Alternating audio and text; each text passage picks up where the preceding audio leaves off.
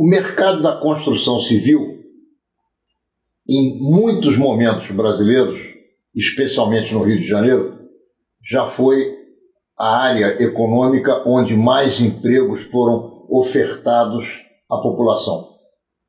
Hoje nós temos 14 milhões de pessoas desempregadas no Brasil. E é muito importante conversar com a turma da construção civil a respeito do mercado onde essa gente atua. E é por isso que nós trazemos para conversar comigo e com você o presidente da Brasil Brokers. Ele também é presidente da ADEME, ele se chama Cláudio Ermolim e ele sabe das coisas sobre as quais nós vamos conversar aqui hoje. Claudinho, você tá bom, meu querido amigo? Tudo ótimo. Muito obrigado aí pelo convite mais uma vez, Ronaldo. Prazer enorme receber você aqui, conversar contigo e, mais do que isso, conhecer e oferecer informação a quem está em casa a respeito do que acontece hoje na construção civil. Menorá na TV, entrando no ar mais uma vez. Vamos dar início ao primeiro bloco de Menorá na TV com Cláudio Ermolim. Cláudio, e os mercados no Brasil com o que aconteceu a partir do ano passado e a presidência de um novo presidente com novos ministros, reformas e a nova situação brasileira? Bom, Ronaldo, a gente ano passado teve um ano muito ruim, né? O mercado imobiliário sofreu bastante.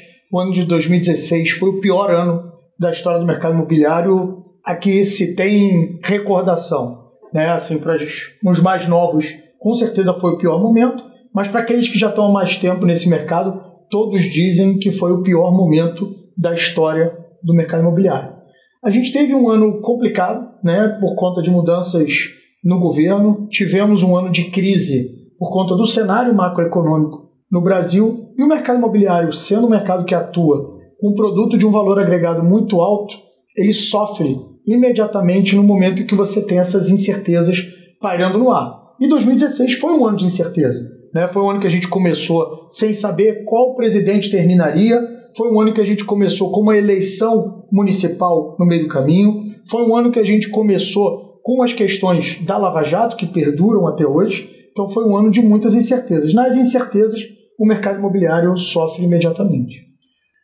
Cláudio, o mercado imobiliário, as reformas que estão sendo feitas, o preço dos imóveis, como você bem coloca, que não são os preços mais baratos dos objetos ou dos sonhos que as pessoas querem consumir, no final das contas, a casa própria continua sendo o sonho primeiro do brasileiro nas pesquisas que vocês fazem? Com certeza. O imóvel, ele é o sonho. O imóvel, ele por vezes é aquele objeto de consumo que a pessoa passa uma vida inteira se planejando, tentando, se organizando.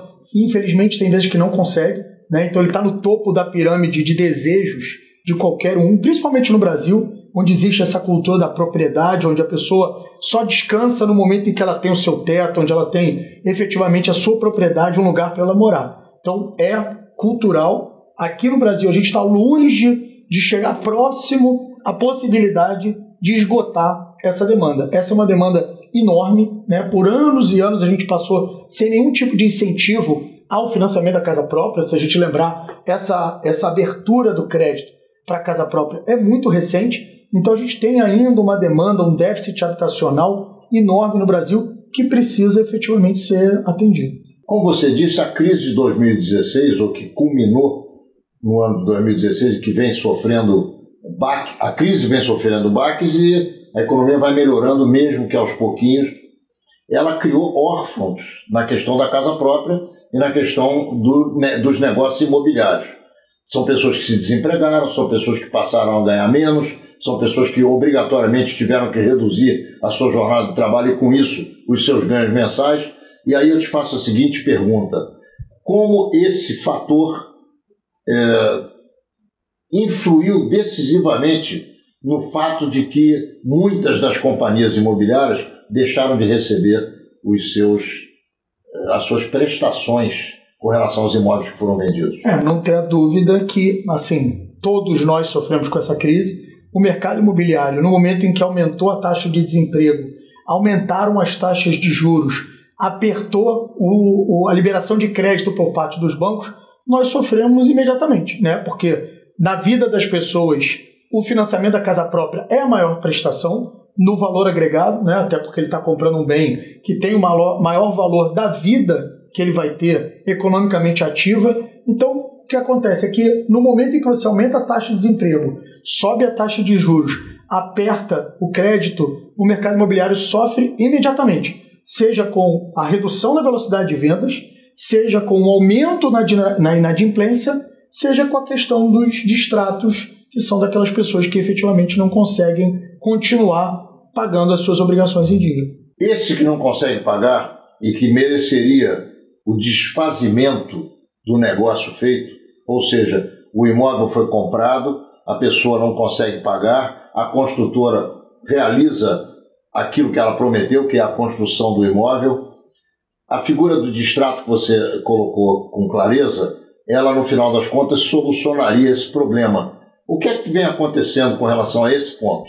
Na verdade, a figura do distrato ela não existe, né? Até porque quando a pessoa compra um imóvel, ele assina um documento irrevogável e irretratável. Ela não existe juridicamente. Juridicamente, exatamente. O que existe, sim, é uma janela hoje, dado uma circunstância que a gente vive econômica e política, que precisa ser observada com uma preocupação maior. Então a gente tem que tomar muito cuidado quando a gente fala do distrato, para não querer criar uma figura jurídica que efetivamente não existe. Porque se você criar a figura jurídica do distrato, você pode efetivamente gerar uma insegurança jurídica no negócio imobiliário que viabiliza uma indústria. E que a qualquer momento o sujeito possa voltar atrás com a garantia que a construtora tem para levar adiante o empreendimento. Isso não existe em nenhum mercado. Vamos imaginar aqui que você possa destratar um carro depois que você comprou. E depois você rodou com ele. Você possa destratar uma ação que depois que você comprou na bolsa você viu que ela caiu. Que você possa destratar uma viagem às vésperas de você viajar. Nenhum mercado sobreviveria.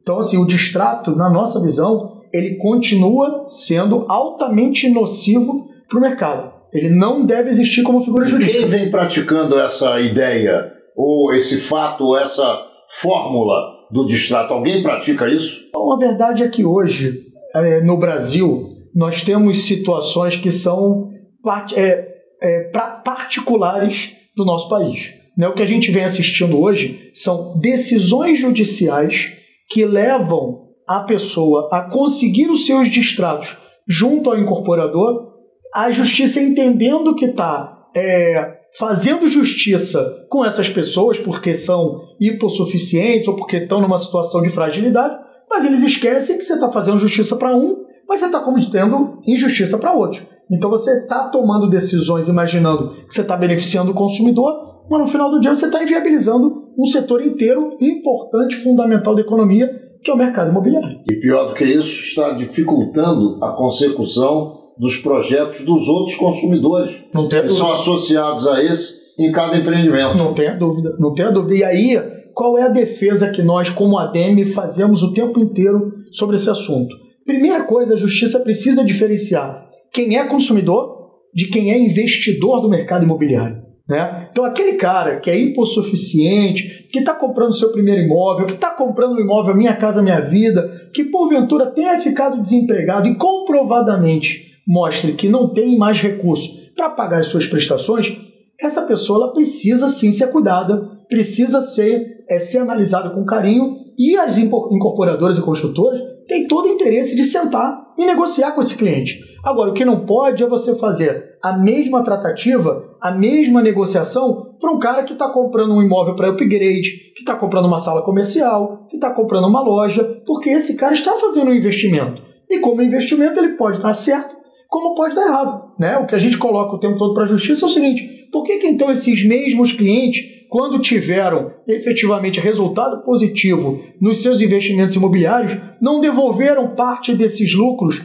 para o incorporador e para o construtor? Então, da mesma forma, hoje, se eles tiveram prejuízo, outros clientes tiveram prejuízos comprando automóveis que baixaram de preço, comprando produtos em supermercado que depois baixaram de preço, comprando ações na bolsa que depois despencaram em função de toda a crise. Então, todos deveriam ter seu dinheiro de volta.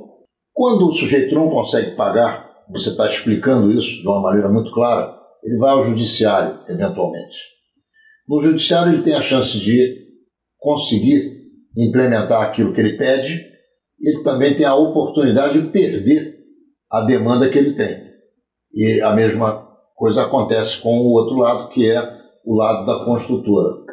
Qual é a argumentação que os juízes que dão ganho de causa às construtoras têm utilizado? Sim, eu vou te colocar uma situação que eu acho que hoje é a nossa preocupação e acredito que deve ser a preocupação de todas as indústrias, de todos os setores. É óbvio que o juiz, o judiciário, ele não tem a obrigação e não tem nem a capacidade de conhecer a fundo todos os setores e todas as indústrias.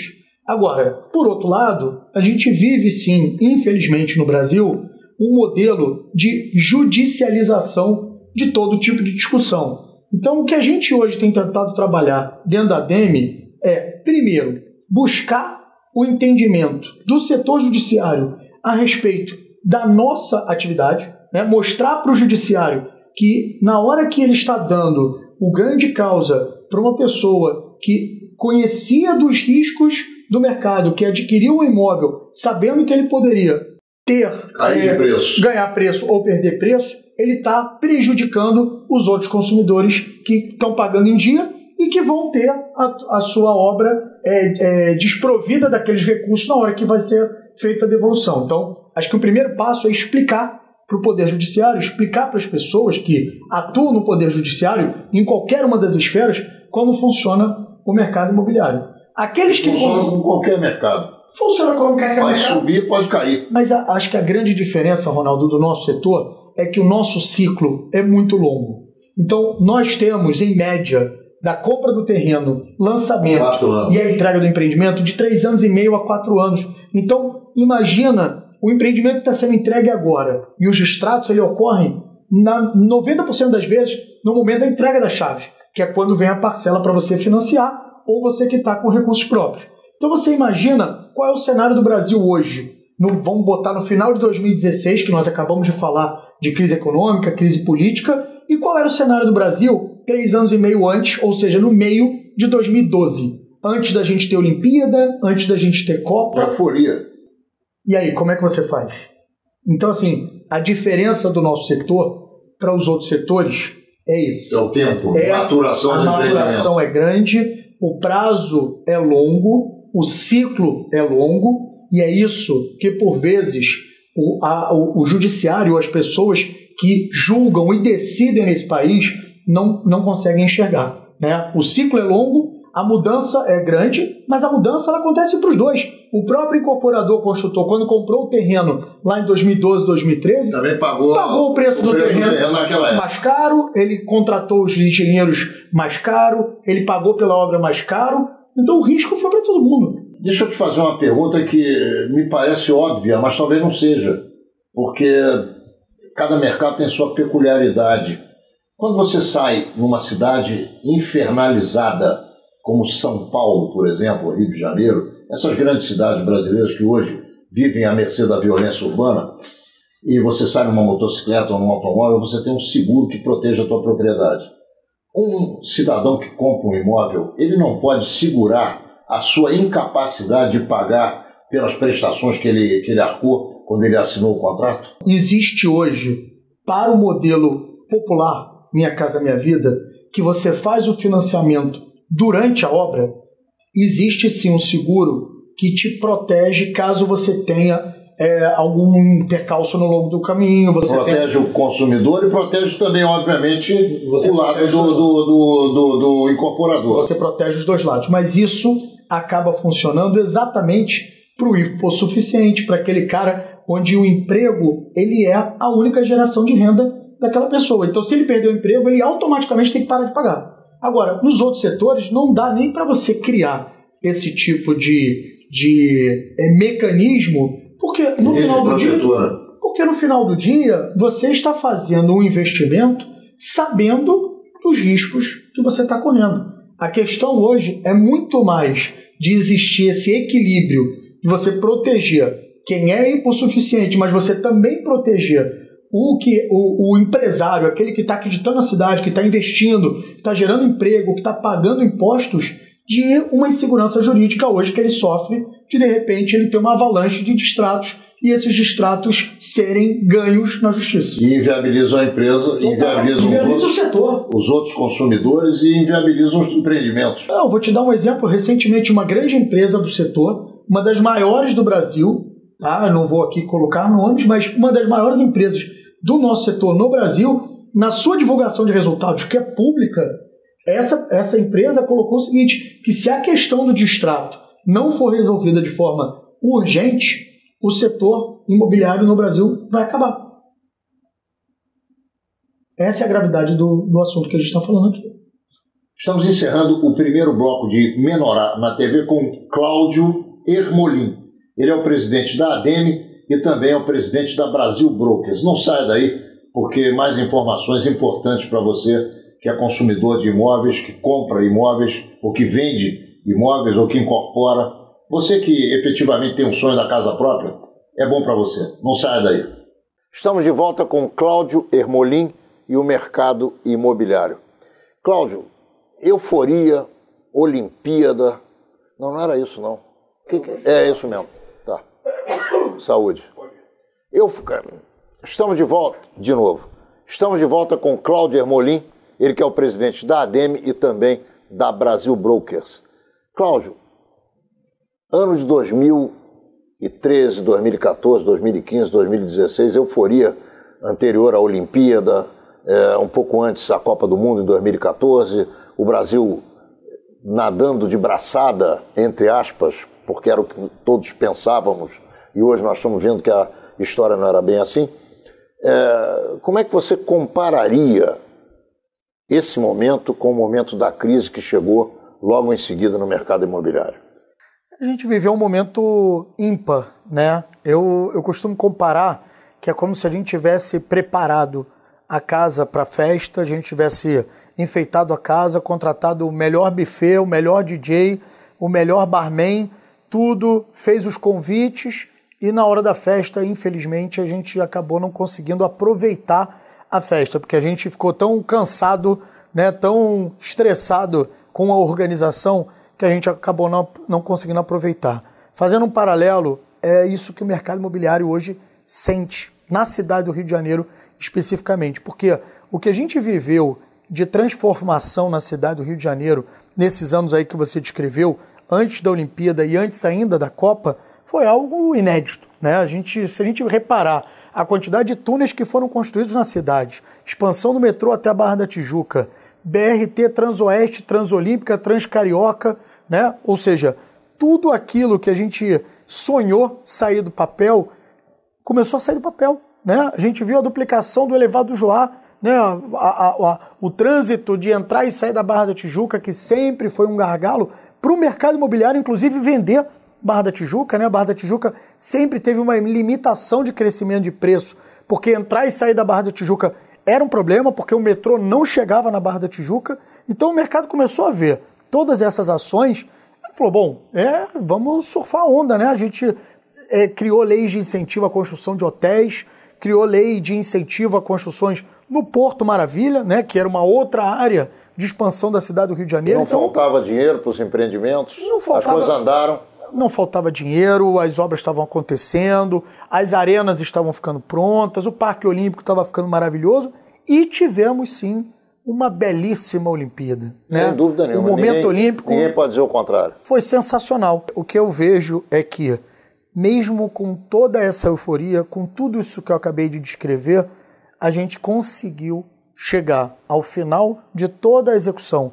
dessa preparação dessa festa, ou seja, nós criamos a infraestrutura necessária para que a cidade pudesse finalmente crescer de uma forma ordenada, ou seja, chegando à infraestrutura, possibilitando o transporte de massa, a mobilidade urbana, e aí a gente entra nessa crise, nessa confusão que nós acabamos tendo, seja ela política, seja ela econômica. Nós tivemos aí, por conta de mudanças de governo, seja ele na esfera federal, seja a questão hoje que a gente vive particularmente no Rio de Janeiro, com o problema que nós estamos na esfera estadual e na mudança do governo municipal, a tempestade perfeita, né? O total alinhamento que existia antes, e aí não quero colocar aqui questões partidárias ou não importa, mas a gente sabe que para você conseguir realizar os seus projetos, precisa de um alinhamento, né?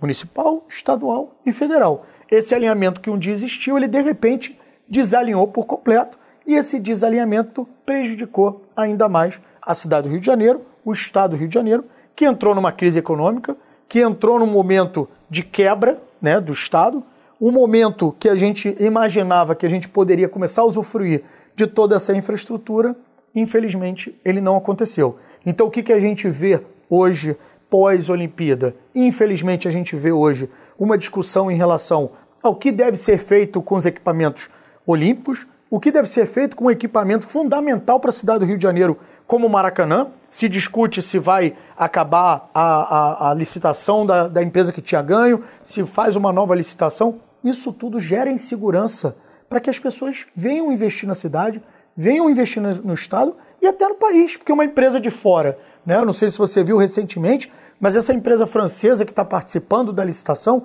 e eu não vou entrar no mérito aqui se ela é melhor ou se é a pior, mas ela está impressionada com a repercussão desse assunto maior do que outros assuntos muito mais graves que eles já tiveram no mundo afora. Então, esse momento, infelizmente, fez com que a gente não tivesse a capacidade de surfar essa onda. Nós tivemos um aumento extraordinário na oferta de leitos de hotéis e tivemos o pior carnaval em termos de ocupação média nos hotéis no Rio de Janeiro. Houve uma conjugação de fatores. Aumentou a oferta, a demanda diminuiu por conta da crise, menos pessoas viajando, né? As pessoas menos interessadas em vir para o Rio de Janeiro por conta de todo o problema da crise que a gente vive no estado, então você acabou tendo uma taxa de ocupação menor, coisa que a gente imaginava antes da Olimpíada, que a gente viveria o melhor Réveillon e o melhor carnaval da história da hotelaria no Brasil. Não foi o que aconteceu. Então, assim, hoje nós estamos um pouco frustrados com tudo isso que foi feito, com toda essa preparação, uma arrumação belíssima que nós fizemos na casa e a gente não pôde curtir a festa até agora. Arrumamos a casa, fizemos um trabalho belíssimo, um prefeito que ninguém pode dizer que houve outro melhor no Rio de Janeiro, pelo menos nas nossas gerações, uma eleição louca e o candidato do prefeito não chega ao segundo turno e perde a eleição. Tem explicação? É difícil a gente arrumar uma explicação, mas eu acho que a gente viveu, de repente, uma dificuldade das pessoas em conseguirem enxergar que a continuidade daquilo que o prefeito havia executado seria efetivamente levada adiante pelo Pedro, que acabou não tendo a absorção daquele capital todo político que o Eduardo efetivamente tinha, mas, assim, eleição a gente... É verdade. Eu acho bom a gente conversar sobre isso, até um pouco distante do momento, porque é importante que as pessoas em casa aprendam a fazer esse raciocínio a partir do que a gente conversa aqui. Número 1, não compreendi o pouco que eu entendo de política, e é pouco, eu sou político de um mandato, mas fui eleito em outras oportunidades e perdi eleições, enfim. Eu não consegui compreender como é que o marqueteiro da campanha do Pedro Paulo tirou o Eduardo Paes da campanha 65 a 70 dias antes da eleição. Eliminou o Eduardo Paes, que era o maior eleitor que qualquer candidato poderia ter. Isso foi uma coisa. Eu queria ouvir a tua opinião. Segundo, o próprio Pedro Paulo, na minha avaliação, não enfrentou como deveria os problemas que ele mesmo passou a ter a partir das denúncias contra ele de agressão à esposa, que não interessam se são verdadeiras ou são falsas. Aquilo colou nele como alguma coisa que você joga cremosa na parede e gruda. Ou aquela geleca que os caras jogam na parede e agarram no sujeito. Como é que você vê essas duas questões? Eu acho que a gente viveu um momento atípico. Nós não sabíamos como seria ter uma eleição no meio de um momento olímpico, até porque nós nunca tivemos nada nem perto do parecido que poderia ser um momento como esse. E eu acho que a gente acabou tendo uma surpresa no lado aí da expectativa, obviamente, do Eduardo e do Pedro Paulo, uma expectativa, uma realização negativa, porque existia uma necessidade de se focar em terminar todos os equipamentos olímpicos, em terminar as obras. Existia também um problema de colocar as coisas para funcionar. E a gente sabia, né, qualquer obra, nós que somos do mercado imobiliário, sabemos que na quantidade de obras que estavam sendo executadas, na quantidade de entregas que estavam sendo feitas, na quantidade de intervenções que aconteciam na cidade, não ter problema era quase impossível. Então a gente sabia que os problemas iam acontecer. E aí você precisou focar nessas questões, precisou entregar, e aí você acabou dando menos atenção para aquele momento político. Então acho que isso tem um viés. Para o mercado imobiliário, a gente sabe que esse era um momento também importante para a cidade, né? Porque as entregas elas precisavam ser bem feitas para que a gente não ficasse com obras paradas pelo caminho. Conseguimos, acho que, entregar grande parte delas, né? A cidade conseguiu entregar, ficou uma ou outra ainda por terminar, como a Transbrasil, né? Que é o corredor do BRT na Avenida Brasil, mas dentre aquilo que estava se propondo fazer e o que foi feito, nós ficamos bastante satisfeitos com todas as entregas. Agora tem o desafio do novo prefeito, que precisa, sim, enxergar essas oportunidades de pegar esse legado que efetivamente foi deixado, e é um legado inegável, né? A gente pode colocar problemas... Grandioso. Tem grande uso. Um legado faraônico. Por isso, nós não temos questões de partido A ou partido B. O que a gente tem que olhar é a realidade, né? Então, o que a gente pode olhar hoje, isso é nítido para todo mundo, e para o mercado imobiliário, obviamente, também é nítido, que hoje você tem um Porto Maravilha que deixou de ser um sonho e virou uma realidade. Todos esses corredores de BRT têm melhorias, têm oportunidades? Claro que tem, né? O metrô chegou à Barra da Tijuca, ele pode chegar ao Recreio? Claro que ele pode chegar, ele pode expandir muito mais, mas ele pelo menos já chegou em algum lugar. Então eu acho que a gente precisa agora olhar esse legado. A gente sabe que a gente está vivendo hoje um momento difícil em termos financeiros, no Estado, no município e no governo federal. Então, aquela quantidade de obras que a gente vinha, a gente já sabia, Ronaldo, e discutia muito, não só dentro da ADEME, mas inclusive com o próprio poder municipal, como seria essa ressaca pós-Olimpíada, né? Porque a gente também, quando faz uma obra dentro de casa, depois que você faz as transformações, você fica meio com um vazio, né? De olhar e falar assim, poxa, eu não estou fazendo mais nada, né? Parece que acaba um pouco o sentido das coisas. E a gente sabia que isso poderia acontecer. O que a gente não pode deixar é que isso aconteça. Então a gente precisa hoje, acho que existem trabalhos que estão sendo feitos hoje. Não pode deixar que isso se estenda. Não pode deixar que isso se estenda e não porque pode... já está acontecendo. Não, e não pode deixar que isso tire a gente do foco, né? Eu acho que está sendo feito hoje alguns trabalhos muito importantes na cidade, por exemplo, na Rio Tour, para resgatar a vontade das pessoas em conhecer a cidade do Rio de Janeiro, porque a gente hoje tem infraestrutura de hotel que a gente não tinha, nós temos um aeroporto novo que a gente não tinha, nós temos hoje mobilidade urbana melhor do que tinha no passado, então a gente precisa agora atrair de novo as pessoas para cá. Também temos hoje coisas acontecendo muito positivas também para o mercado imobiliário, dentro da Secretaria de Urbanismo, da Secretaria de Infraestrutura e Obras, hoje comandada pelo Índio, que vem fazendo um trabalho brilhante à frente da Secretaria. Então, o que a gente precisa hoje é tentar sair um pouco desse marasmo, esquecer um pouco dessa ressaca, lembrar que essa festa já acabou e seguir em frente, porque o Rio de Janeiro, a cidade, é muito maior do que só um evento como a Olimpíada. Não saia daí. Nós já voltamos com Cláudio Hermolin, ele que é o presidente da ADEME e também da empresa Brasil Brokers. Ele agora vai nos explicar no terceiro bloco como o mercado se recupera de todas essas ondas, tsunamis, essas grandes ondas que vêm de uma certa maneira, de algum tempo para cá, atrapalhando o crescimento desse mercado imobiliário e, obviamente, dificultando ao brasileiro o sonho da casa própria. Já voltamos, não saia daí. Estamos de volta com Cláudio Hermolin, presidente da ADEME e também da Brasil Brokers. Meu querido Cláudio, como é que o mercado imobiliário se recupera? Como está hoje o perfil desse mercado, abalado por todas essas dificuldades que você já nos contou nos blocos anteriores?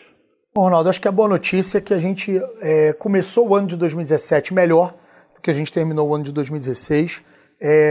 Independente das mudanças que aconteceram, os indicadores macroeconômicos são melhores, né? Então a gente já vê hoje uma tendência de queda de juros acontecendo, uma expectativa da gente chegar no final do ano em juros num patamar de 8, 8,5%, que apesar de serem juros estratosféricos a gente comparar com outros mercados, mas na realidade do Brasil já são juros que chegam a um patamar mais palatáveis do que a gente via aí anteriormente.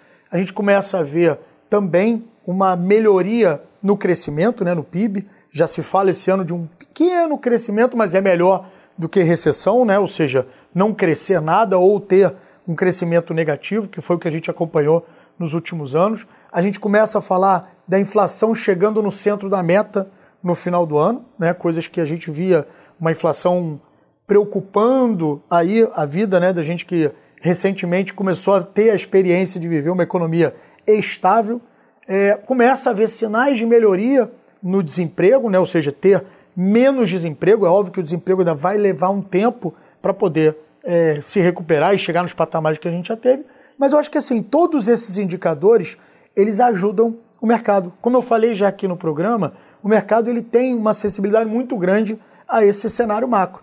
Da mesma forma que quando a gente começa a receber notícias ruins, ele reage negativamente, ou seja, ele sente rapidamente e ele para por completo. No momento em que você começa a receber notícias melhores e tem indicadores de melhora, o mercado também reage positivamente. Então a gente já observou um primeiro trimestre de 2017 melhor do que a gente veio acompanhando o final de 2016, já aumentou a procura por imóveis, já começou a aumentar a procura por propostas de compra e venda de imóveis. O próximo passo é você ver efetivamente isso se refletir no número de vendas, né? A gente ainda não vê esse reflexo, né? Ou seja, o número de vendas de imóveis ainda está abaixo da expectativa, mas nós todos acreditamos que essa tendência é uma tendência de melhora. Nós tendemos a acreditar que vamos ter um segundo semestre de 2017 melhor do que esse primeiro semestre. Então, os indicadores estão mostrando essa tendência, mas a gente sabe que no Brasil a gente precisa aguardar um pouco para ver se essa tendência, se esses indicadores, se esses números, eles vão efetivamente se materializar. Agora, o que eu acho que é importante a gente colocar aqui, o Ronaldo, é o seguinte: com essa melhora, o que acontece de forma muito objetiva para as pessoas que estão aqui hoje nos assistindo, né? A gente passa a ter uma melhora na velocidade de vendas. Com isso, você reduz o nível de estoque das regiões, né? Regiões que têm mais estoque vão levar mais tempo para acabar o estoque. Regiões que hoje já têm pouco estoque vão acabar com esses estoques. E com isso, novos empreendimentos. Exatamente. Com isso, vem novos empreendimentos. E os novos empreendimentos, é natural que já venham num outro patamar de preço, maior do que o preço hoje dos estoques. Então, a recomendação que eu dou, e aí essa recomendação, obviamente, é com base nos números e nas realidades. Nosso mercado é cíclico, nós já vivemos esse ciclo no passado, é que nós chegamos num patamar de preço baixo, vamos permanecer nesse patamar até que os estoques se esgotem, e os estoques eles se esgotam região a região, porque a realidade de cada região da cidade do Rio de Janeiro é diferente. Quando esse estoque se esgotar, novos empreendimentos surgirão nessas regiões e eles já virão num novo patamar. Então a pessoa que tem interesse hoje, tem a capacidade e acha que o mercado imobiliário é um local bom para se investir, a hora é essa. Esse é o momento dele olhar com mais carinho, fazer a sua pesquisa, tomar a sua decisão, porque ninguém tem uma bola de cristal para poder adivinhar quando que esse estoque vai acabar. Mas a gente tem a certeza que ele vai acabar.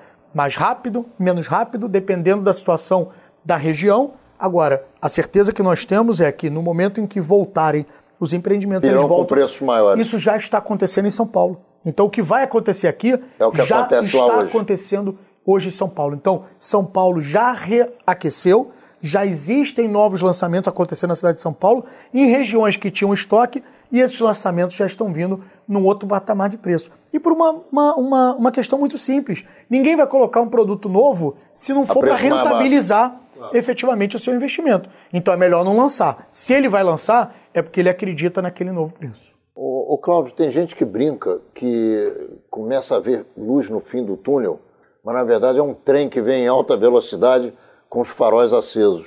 Não é isso que você está dizendo? Não, definitivamente não, porque a gente tem hoje como observar esse comportamento do mercado imobiliário no Brasil inteiro, né? Então a gente percebe hoje, se você fizer uma analogia, que a cidade do Rio de Janeiro tem nos seus diversos bairros comportamentos diferentes, no Brasil também é como se você tivesse nos seus estados também um comportamento diferente, estado a estado, isso falando só sobre o mercado imobiliário.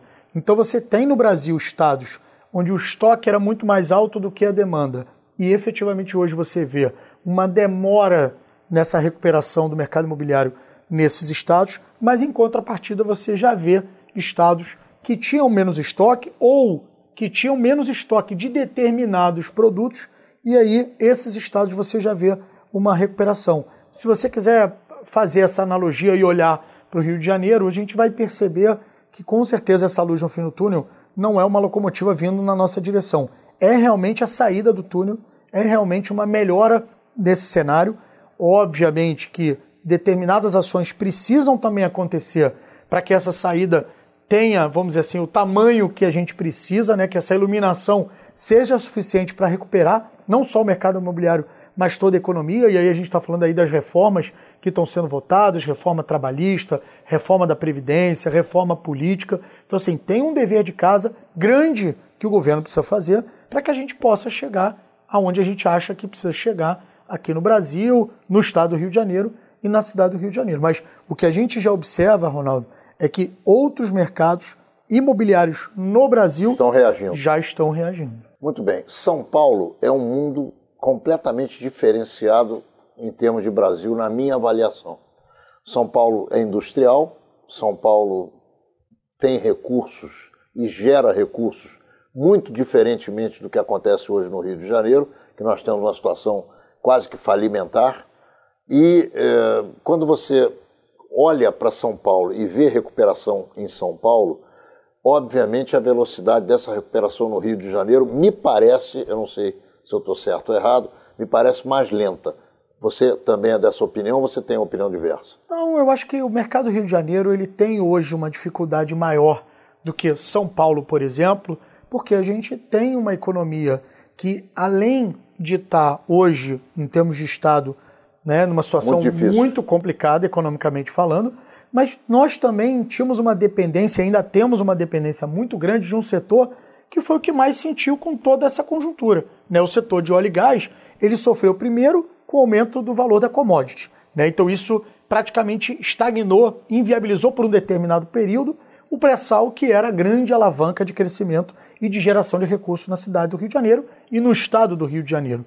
E em segundo, e que a gente sabe também, que toda essa questão da Lava Jato, que pegou em cheio a Petrobras e outras empresas públicas que têm no Rio de Janeiro a sua sede, efetivamente também acabam tendo reflexo mais no Rio de Janeiro do que em São Paulo, que tem uma economia diversificada, industrial, como você bem comentou. Mas a gente tem outros estados do Brasil que também estão reagindo. A gente tem regiões da cidade do Rio de Janeiro também que começam a reagir. Os indicadores são de reação generalizada. Com certeza, assim. Com certeza. E tem setores também do mercado imobiliário que não sofreram tanto quanto outros acabaram sofrendo. Você pega hoje o mercado Minha Casa Minha Vida, né, no Rio de Janeiro ou em qualquer outra parte do Brasil, ele continuou atuando, continuou vendendo, continuou lançando, continuou construindo. Você sai daqui da grande metrópole no Rio de Janeiro, começa a andar mais para as periferias da cidade do Rio de Janeiro ou nos municípios que circundam a cidade do Rio de Janeiro,